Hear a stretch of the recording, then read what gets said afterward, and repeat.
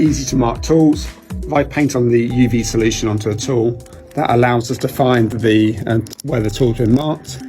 And then with each UV solution, it contains 1mm discs, which under a microscope shows a unique barcode that's then registered to the rightful owner of the tool.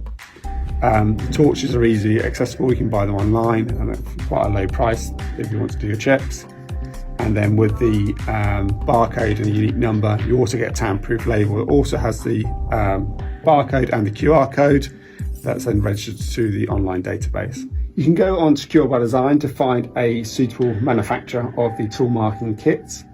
Once you've applied the adhesive to the tool, you can apply the UV light to see where the tool is marked.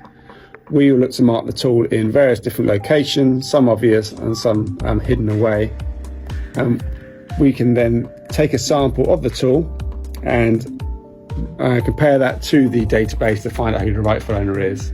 Likewise, if you purchase a tool, you can ask the seller of the tool some prominent questions to establish who the rightful owner is and to establish if it's legitimate or not.